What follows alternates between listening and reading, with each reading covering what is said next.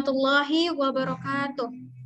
Kami dari kelompok 1 akan menjelaskan tentang sejarah pers di Indonesia yang beranggotakan oleh saya, Tafsirah Tenggara Putri, Syafira Damayanti, Raihana Suci Amalia, Hanim Roshidah, Nadia, Sifna Asna Alifia, dan Aninda.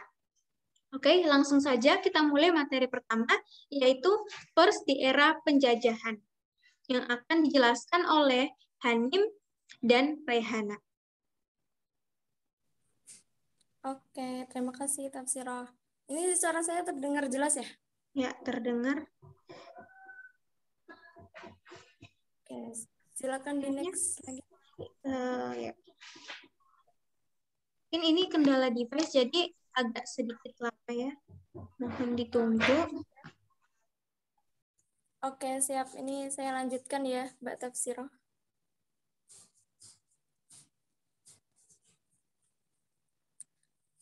Oke, pertama, pers Indonesia itu diketahui tak lepas dari pengaruh penjajahan Belanda.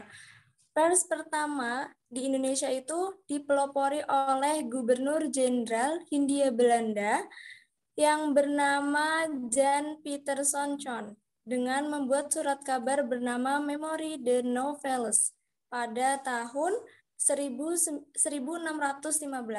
Surat kabar ini itu hanya bisa dinikmati oleh orang-orang yang penting-penting saja.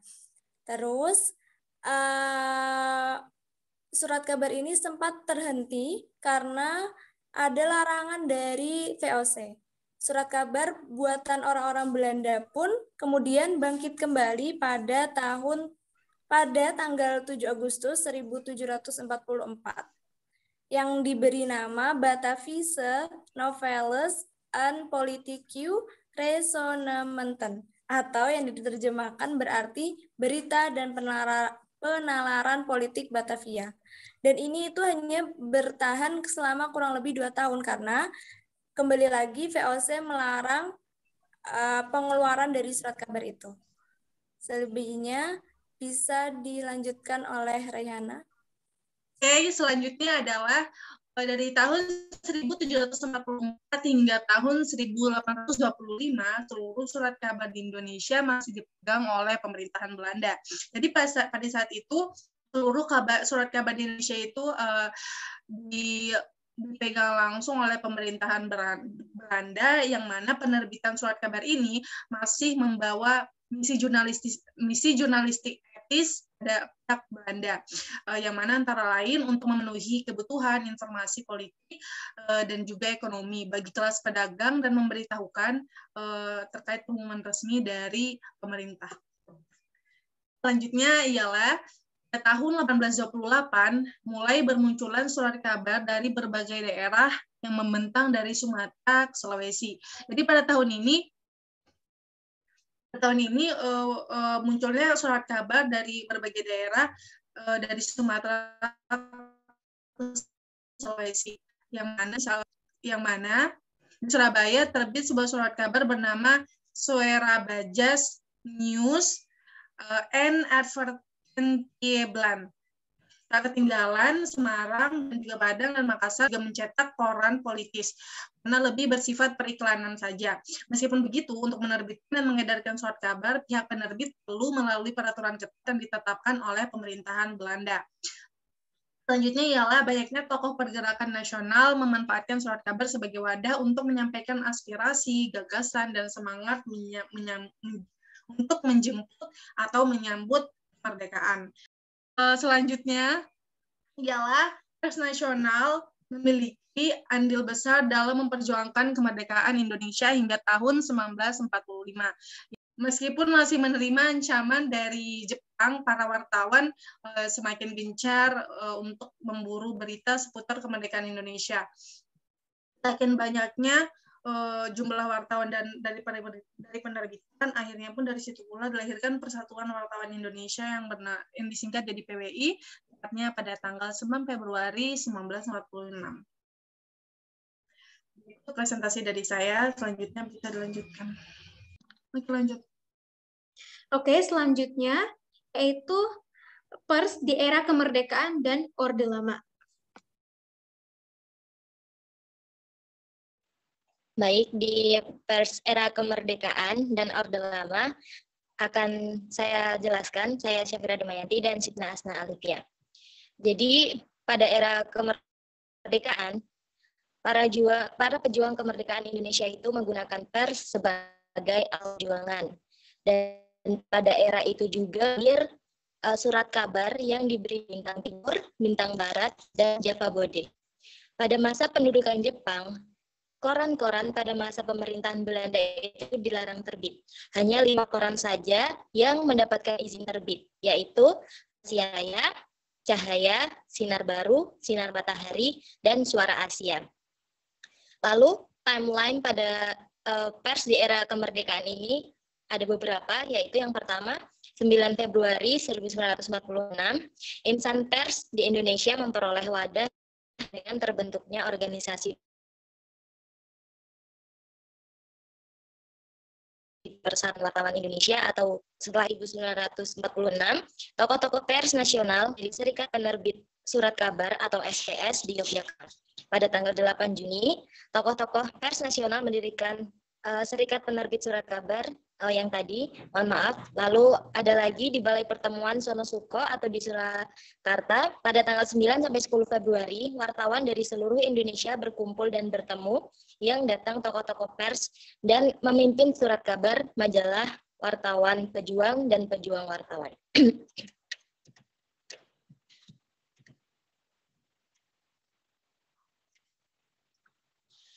Lalu setelah itu, pada tahun 1962, televisi di Republik Indonesia mulai muncul dengan adanya teknologi layar hitam putih.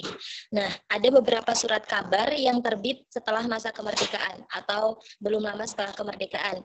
Ada yang terbit di Surabaya dengan Surabaya Post, pimpinan A. Aziz, Jawa Post, pimpinan S. Tejo, dan Suara Rakyat, pimpinan Suprapto. Selain itu, ada juga di Ujung Pandang, di Semarang juga ada dengan Suara Merdeka, pimpinan Hitami, di Yogyakarta yang hingga sekarang masih terkenal, yaitu Kedaulatan Rakyat, pimpinan Samawi, dan Wonohito, atau sebelumnya sempat bernama Dwi Kora.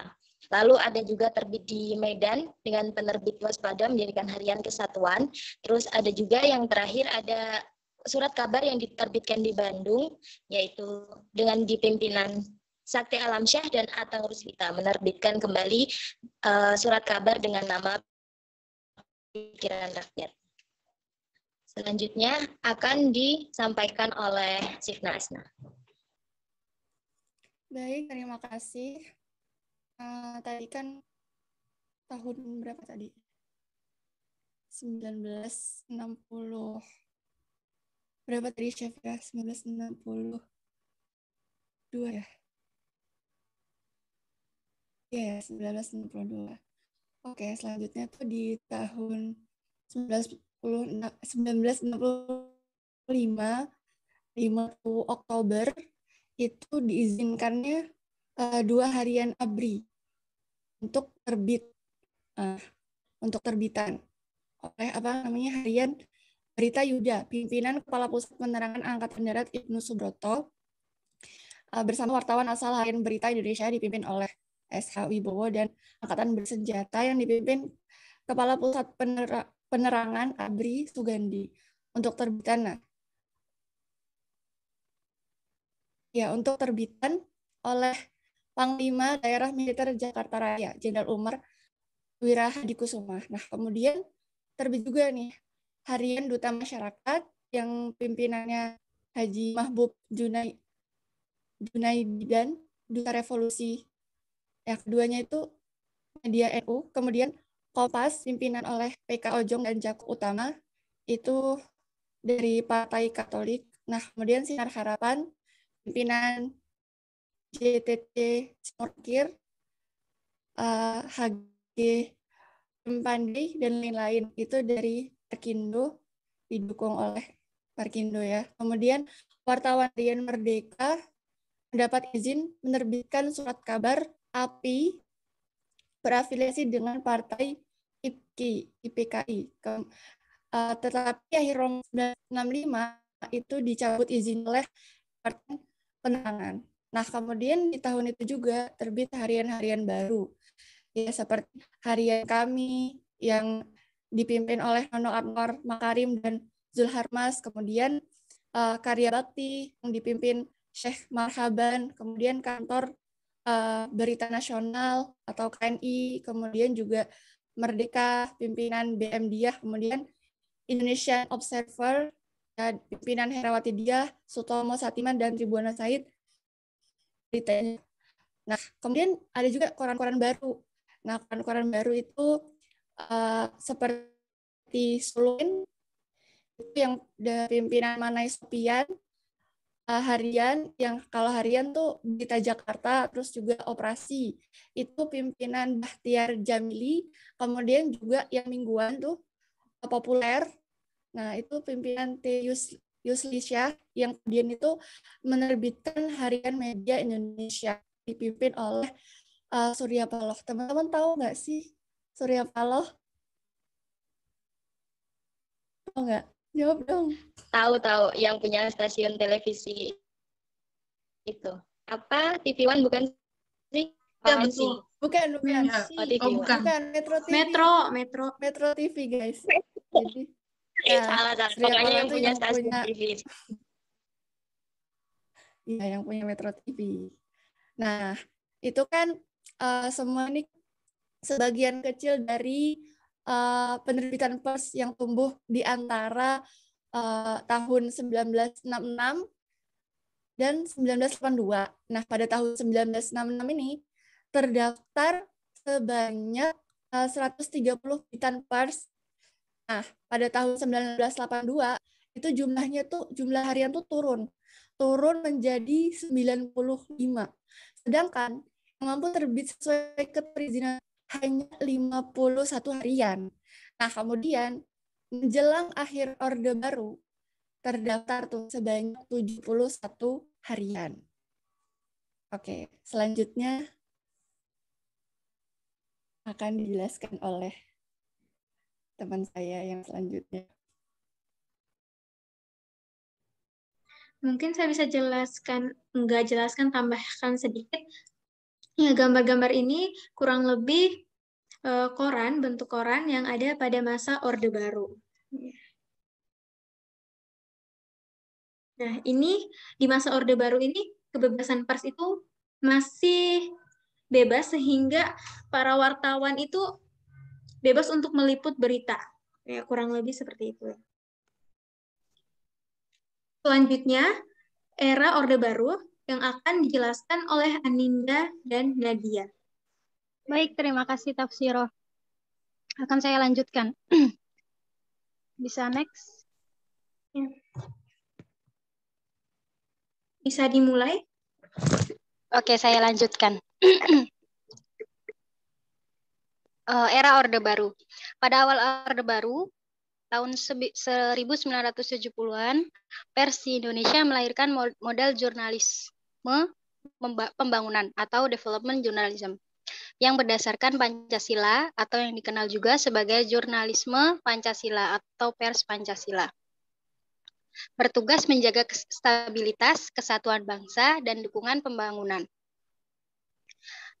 Jurnalisme ini memiliki prinsip bebas bertanggung jawab, tetapi realitasnya pers sangat bergantung pada kehendak pemerintah. Kemudian, jika pers melenceng dari pemerintah, itu akan ada tindak lanjut seperti pemberedelan yang pemberedelan itu adalah ditariknya SIUPP atau Surat Izin Usaha Penerbitan Pers yang diberikan oleh pemerintah kepada suatu perusahaan penerbitan tersebut. Oke, next dilanjutkan oleh Nadia.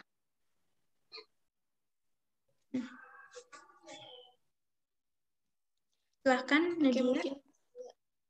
Mungkin saya akan melanjutkan penjelasan dari Saudari Aninda. Hingga pada tahun 1980 berdirilah sejumlah televisi swasta seperti RCTI, SCTV, TVI atau MNC TV Ya, seperti channel-channel yang di TV kita sekarang. Dan peranan first ditentukan oleh sistem politik tempat media massa itu berkembang. Oleh karena itu, first tidak dapat melepaskan diri dari keterikatan dalam organisasi dan dari keterikatan dalam organisasi yang bernama negara. Oleh karena itu juga eksistensi first banyak dipengaruhi, bahkan ditentukan oleh sistem politik tempat negara first itu hidup atau negara first itu berkembang. Dan pada era Orde Baru, ketergantungan first nasional atau Indonesia yang berawal diatur dalam Undang-Undang Nomor 11 Tahun 1966 tentang ketentuan pokok first. Menurut ketentuan tersebut,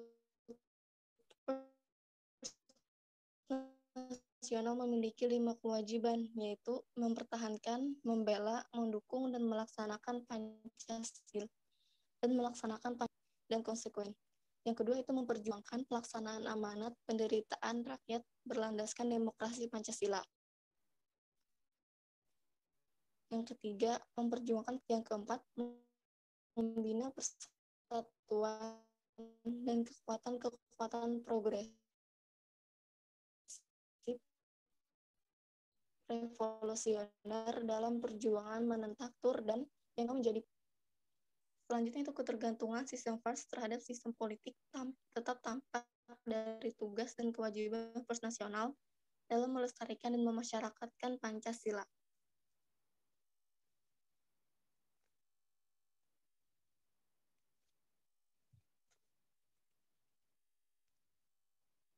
Sehingga pemerintah mulai memperhatikan dan menekan first. Tekanan terhadap first itu semakin terasa ketika pemerintahan Orde Baru mengeluarkan Undang-Undang Nomor 21 Tahun 1982 tentang pokok-pokok first. Undang-undang tersebut merupakan perubahan dari undang-undang. Dan yang terakhir itu pembinaan wartawan dipengaruhi oleh garis ideologi yang dianut sistem politik.